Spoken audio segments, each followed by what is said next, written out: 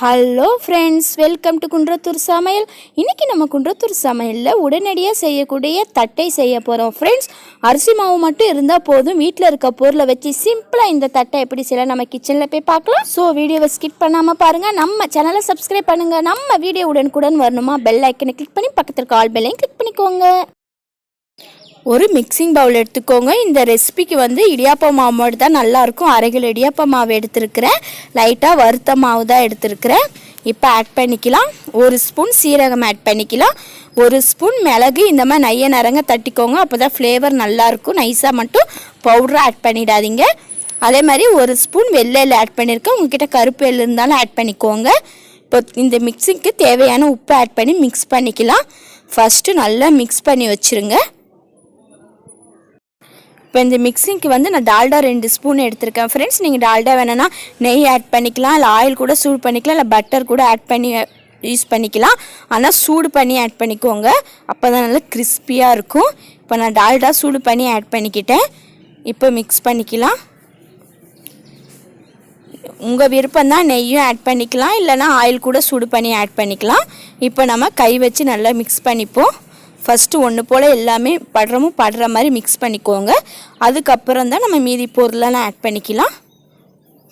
இப்போ பாருங்கள், மிக்ஸ் பண்ணிவிட்டோம். இந்த அளவுக்கு பிடிச்சி விட்டா உதிரணும். இந்த அளவுக்கு இருந்தால் கரெக்டாக இருக்கும்.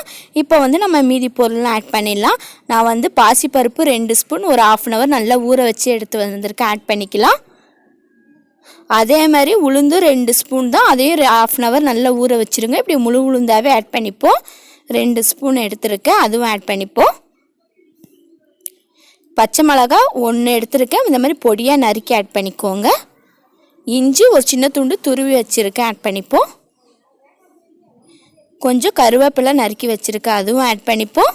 அதே மாதிரி கொஞ்சம் கொத்தமல்லி நறுக்கி வச்சுருக்கேன், ஆட் பண்ணிப்போம். இப்போ எல்லாத்தையுமே ஒன்று போல் நல்லா மிக்ஸ் பண்ணிக்கோங்க. நம்ம பருப்பு, சிறுபருப்பு, உளுந்துலாம் ஆட் பண்ணியிருக்கோம் பார்த்தீங்களா, அதெல்லாம் நல்லா கையில் கசக்கி விட்டுட்டு நல்லா மிக்ஸ் பண்ணிக்கோங்க. அப்போ தான் எல்லாமே ஒன்று போல் சேரும். இப்போ நல்லா மிக்ஸ் பண்ணிப்போம். இப்போ மிக்ஸ் பண்ணிட்டோம். இப்போ கை வச்சா வெதுப்பாக இருக்கிற மாதிரி தண்ணி எடுத்துக்கோங்க. அதிக சூடோடு எடுத்துடாதீங்க. கை வச்சா நம்ம சூடு பொறுக்கணும், அந்த அளவுக்கு வெந்நீர் இருந்தால் போதும். இப்போ கொஞ்சம் கொஞ்சமாக ஆட் பண்ணி மிக்ஸ் பண்ணிக்கலாம். நல்லா சாஃப்டாக வரணும், நல்லா சப்பாத்தி மாவு மாதிரி, ரொம்ப ஹார்டாக இருக்கக்கூடாது.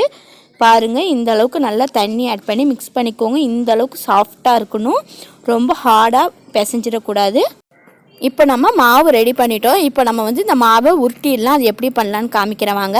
ஒரு சின்ன சைஸில் ஒரு உருண்டை எடுத்துக்கோங்க. நான் பால் கவர் இந்த சைஸில் இந்த மாதிரி கட் பண்ணி வச்சுருக்கேன்.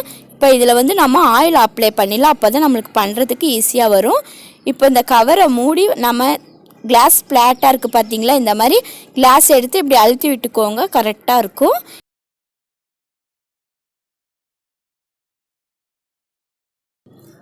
நீங்கள் உருட்டுக்கட்டையை வச்சுருந்தீங்கன்னா அது வச்சு கூட பண்ணிக்கலாம். இப்போ பாருங்கள், இந்த அளவுக்கு நல்லா ஃப்ளாட்டாக கிடச்சிருக்கு. இப்போ நான் ஆயில் சூடு பண்ணி வச்சுருக்கேன், ஆயிலில் போட்டு எடுத்துருவோம்.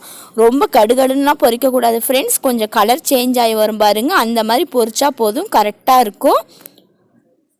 நம்ம ரைஸுக்கு தொட்டு சாப்பிடவும் நல்லாயிருக்கும், சும்மா ஸ்நாக்ஸாகவும் சாப்பிட்றதுக்கு நல்லாயிருக்கும். இந்த தட்டை சிம்பிள் தட்டை அரிசி மாவை வச்சு நம்ம சிம்பிளாக செஞ்சிடலாம் ஃப்ரெண்ட்ஸ். கலந்த சாப்பாடு, சாம்பார் சாதம் எல்லாத்தோடையும் வச்சு சாப்பிட நல்லா சூப்பராக இருக்கும்.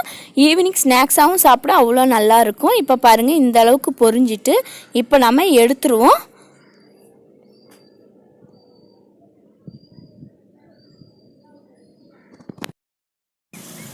நீங்கள் ஒரு உருண்டையாக எடுத்து ஒரு பிளேட்டில் செஞ்சு வச்சுட்டு கூட அதுக்கப்புறம் கூட டக்குன்னு ஆயிலில் போட்டு பொரித்து எடுத்துடலாம். சரி ஃப்ரெண்ட்ஸ், சிம்பிள் தான். இதே மாதிரி நம்ம எல்லாத்தையும் செஞ்சு எடுத்துகிட்டு வந்துடுவோம். நம்ம வீட்டில் அரிசி மாவு மட்டும் இருந்ததுன்னா நம்ம உடனடியாக செய்யக்கூடிய தட்டை, அது சிம்பிள் பொருளை வச்சு ஹெல்த்தியாகவும் செஞ்சிடலாம். குழந்தைங்களுக்கு ஸ்நாக்ஸாக கொடுக்கும்போது நல்லாயிருக்கும். நீங்கள் ரைஸோடு வச்சு சாப்பிடும்போது நல்லாயிருக்கும். நீங்களும் இதே மாதிரி உங்கள் வீட்டில் செஞ்சு பாருங்கள் ஃப்ரெண்ட்ஸ். நீங்கள் செஞ்சு பார்த்துட்டு உங்கள் ஃபீட்பேக் எது இருந்தாலும் கீழே கமெண்ட்டில் சொல்லுங்கள். இவ்வளோ நேரம் வீடியோ முழுமையாக பார்த்ததுக்கு மிக்க நன்றி ஃப்ரெண்ட்ஸ்.